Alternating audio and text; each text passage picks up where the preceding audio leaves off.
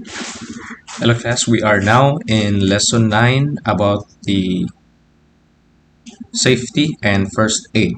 This will be our topic for this particular lesson.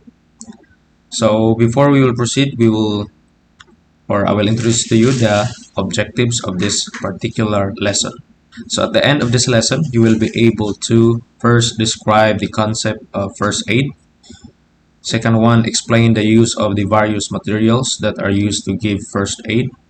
Third one, use appropriate safety procedures to manage injuries. And lastly, perform first aid for basic injuries. So first we will discuss about the concept of first aid. So when you or any other person gets injured, usually there is that first treatment you give before rushing the person to clinic or hospital if it is necessary. So the first help is given using various materials which could be local or manufactured. For example, here in figure 2.1, the first aid kit and its contents. So these are the following example of the first aid kit that we are going to use if there is anyone who is injured, especially if they will perform some activities, sports or games. So this particular lesson is very important. So in this subject, we'll not just discuss about the physical activities, the performance, the basic information about the games or physical fitness particularly, but we need also to discuss about the health areas. Okay, for example, in our previous lesson, we discussed about the food diet. In order to have a body that is healthy and fit. And then for lesson 9, we will discuss about the importance of safety and first aid, which is very important in connection to physical activities. So the knowledge of emergency measures such as saving methods can help us prepare for emergency situations. So in order to feel more confident and more useful in the emergency, we should know about the first aid. So it is very important, not just about the first aid, but also the procedures and how to recognize various kinds of injury that require medical attention. So we need to identify the different injury cases as well. So during physical activities, sports or games, at school and even at home or in events, injuries such as cuts, bruises, and even fainting can occur. So there are many things happen if we will involve in physical activities. So in such cases, we need to have knowledge of the different local materials that can be used for first aid or have access to first aid box that contains first aid items. That is why in the school there is a first aid kit box as well as in different, for example, gym or any location that has a physical activities or any sports and games or physical activities. And it is also important not just for to the school, to the university or other venue, but also it is important in our home that we also have first aid kit. And we should know how to use this particular materials or kit or contents. So the most important aim for first aid is to save lives and stop further injuries. This is the aim of the first aid. So now, how to conduct the first aid? This is a good question. So in an emergency, we may have only seconds to save a life. So the only person we may have to depend on is ourselves. So how would we handle such a situation if we are alone? So properly administered first aid can prevent or reduce pain and long-term effects of an injury. So in some cases, it can mean that the difference between life and death. So we need to know how to conduct the first aid, because sometimes we only have seconds to save life, and also especially if we are alone. So what are the things that we need to do if we have encountered these problems? So when a person is injured, first thing that you need to do is do not rush in and pick her or him up unless she or he is not seriously injured. So we should not rush in picking up the person that is injured. Second one, do not move her or him unless it is dangerous or harmful for her and him to stay where she or he is. That is why we can observe, especially in the road accidents. There are many people who take pictures or videos and then they did not help the particular person because they are thinking on the situation of the injured person. So they did not move the person unless it is dangerous or harmful. So they need to observe it because it is very important. Next, do not move her or him if she or he appears to have a fracture, especially if there is a fracture. And also, again, example in the road accident, there is a harmful materials um, that is contact with the body of the injured person. So we should not move that particular person because it is obvious that they have a um, fracture or have a back or neck injuries. So we should not move this particular person if they have fracture or have a back or neck injury until we are sure that movement is safe.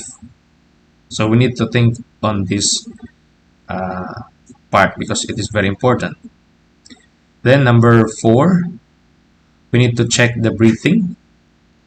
If is the injured person is unconscious, immediately we need to call for expert medical assistance. That is why it is also important that we have the contact number, not just for our parents, but also for the medical assistance or the experts. So the number of the ambulance, the driver of the ambulance, do you save the contact number on your cell phone? So it is very important that you have this contact. Number 5, stop the bleeding. If she or he is bleeding, so at once with a clean cloth and seek medical aid. So this is the first aid. If you have noticed that there is a bleeding on the body of the injured person, you need to stop it, okay? And then you need to use a clean cloth and you need to seek medical aid. Number 6, there is a need for maximum care while handling the bleeding section of the casualty. And now we will discuss about we have the abbreviate here, DRABC, routine of first aid, which means danger, response, airway, breathing, and circulation. These things is very important that we need to be reminded. So the DRABC is an acronym in which each letter represents what actions you take as you carry out first aid on a casualty. So the letters are in order from what you start with as you carry out first aid. So the DRABC again stands for danger, response, airway, breathing, and lastly the circulation. So it involves checking for danger, whether the person is responding, opening the airway in case the person is unconscious, also the breathing, and then the enabling circulation. So what do you do if an ill or injured person collapses in front of you? What will you do? So if you follow the DRABC routine, you could save a life. So the aim of DRABC is to keep the person breathing until an ambulance arrives. So this is because without oxygen, the brain is damaged within just 3 or 4 minutes and dead within 10 minutes.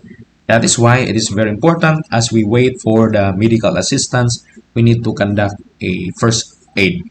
Okay, especially this one, DRABC. So these things is very important that we need to understand and we can able to apply. So now these are the specific or detailed information about the DRABC routine. Again, D stands for danger. So we'll start with the letter D, the danger. So first stop and you need to do is to first stop, just like this one. Check for danger before you rush to help the casualty. You need to look to the surroundings.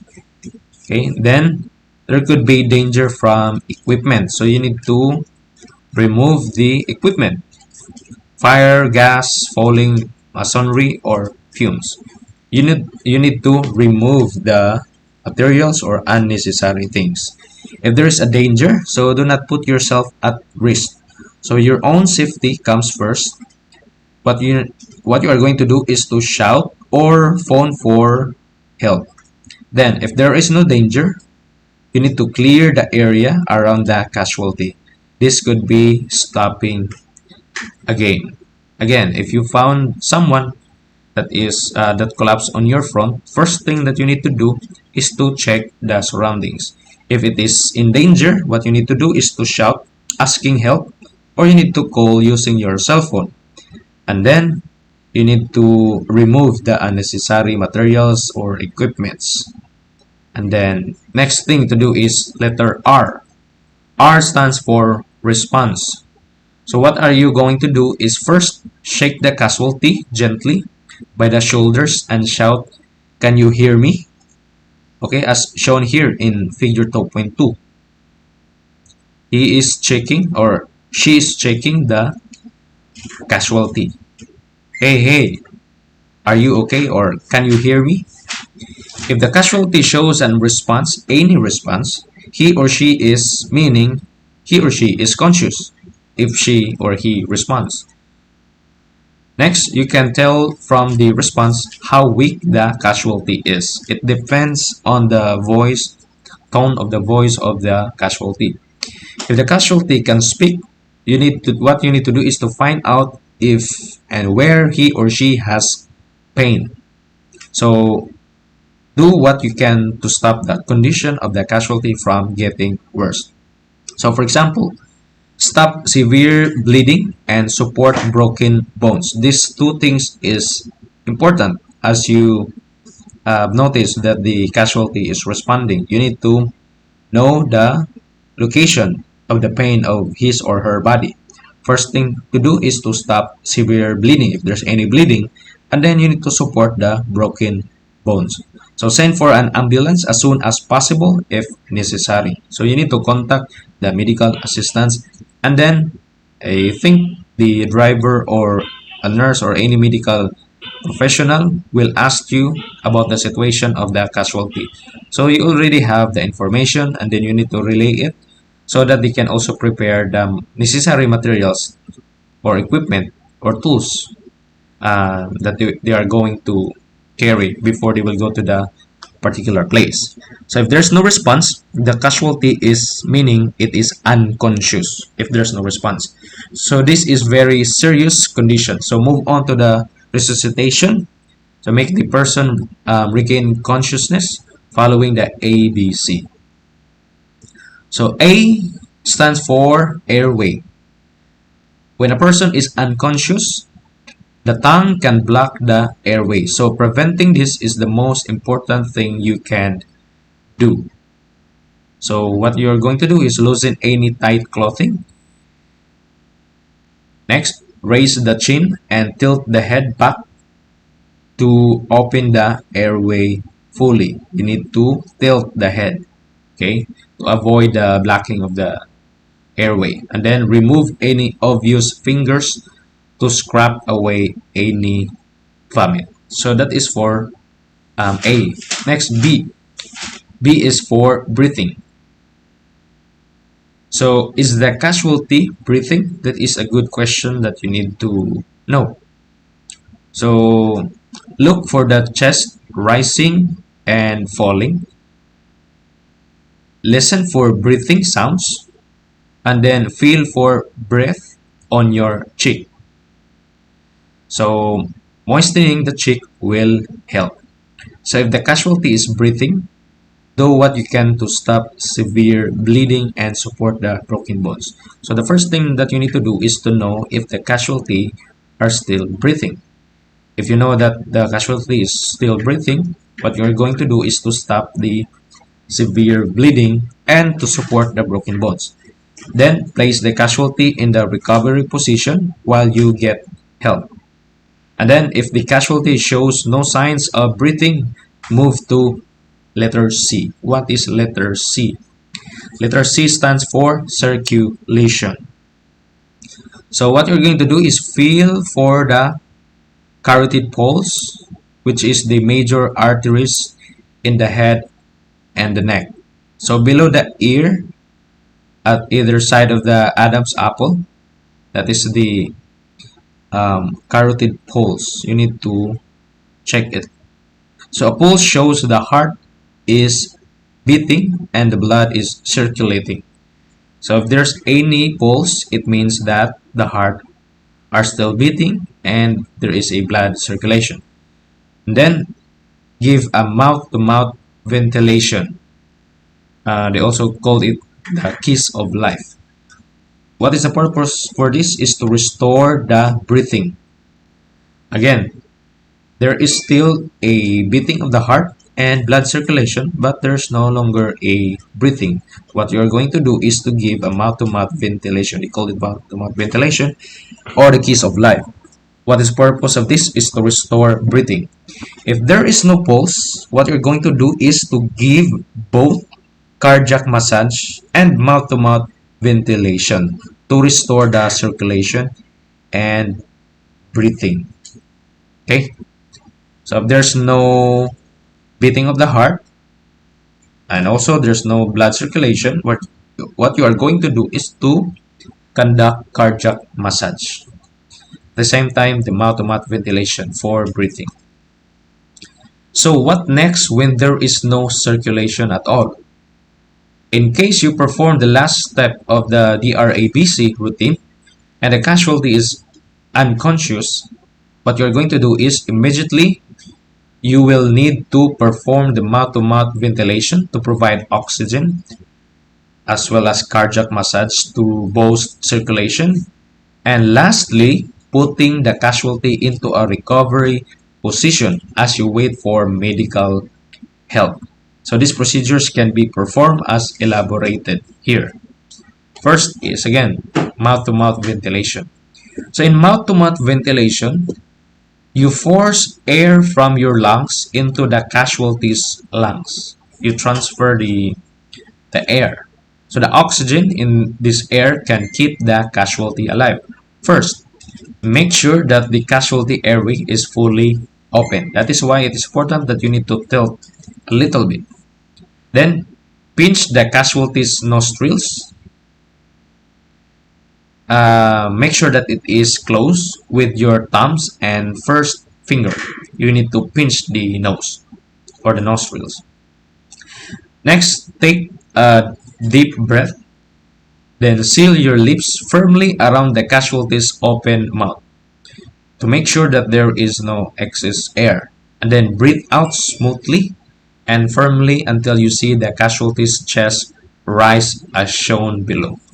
When if you will breathe here, there is a rising of the chest. Means that it's good. Next, number 4, take your mouth away and breathe in, the chest will fall. So that is a good observation. Next, you need to repeat with one breath every 6 seconds for 1 minute. And then if breathing has not returned with a minute, phone for an ambulance again get back to the casualty as quickly as you can. You need to call the to have a medical assistance. Then you need to continue with the mouth-to-mouth ventilation if necessary. So you have a break here, okay, after 1 minute, and then you need to call for assistance. And then you will continue again for the mouth-to-mouth ventilation if it is necessary. If breathing also starts, place the casualty in the recovery position. Then you need to check the breathing and pulse every 3 minutes. You need to check the breathing also and the pulse every 3 minutes. Number or letter B, cardiac massage. Again, for the first one, mouth-to-mouth ventilation. The second one is cardiac massage. What do you mean by cardiac massage? Cardiac massage or external chest compression is a way of squeezing the heart so that the blood is forced out of it and around the body. The purpose of this is to pump the heart because it is no longer functioning. So it is used in case of cardiac arrest. So this is when the heart stops beating.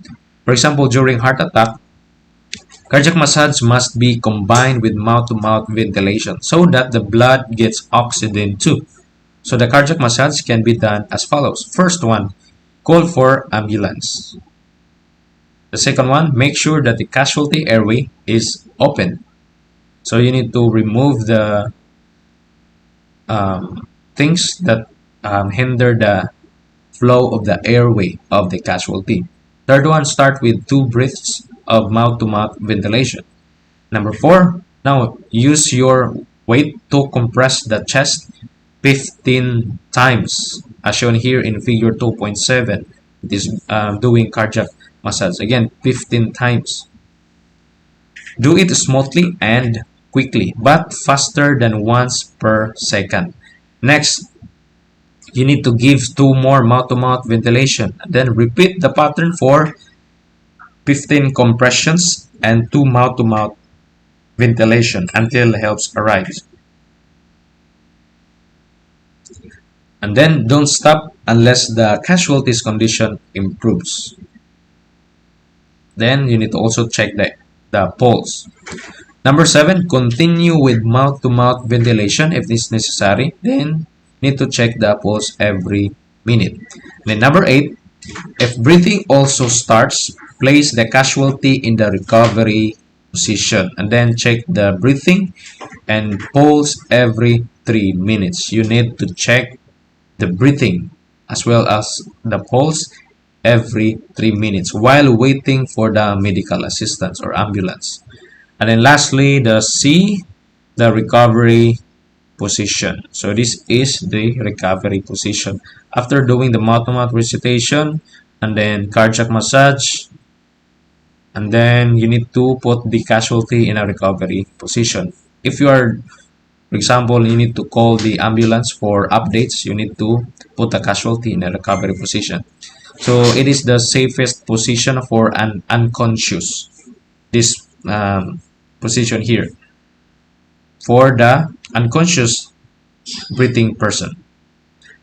Next, the head is tilted so that the tongue can't block the throat, since the head is a little lower than the rest of the body. Vomit will drain from the mouth and not choke the person. So you can safely leave an unconscious person in this position while you get help. So you need to put the casualty in a recovery position while you are calling for help or assistance. So these are the important things that you need to be reminded about the safety and the first aid. So we should have the full knowledge about the kit, about the basic things that you are going to do if you found any unconscious person. So these are the steps, basic steps that you need to do. So I hope that you have learned something from this video, and don't forget to answer the quiz. Bye bye.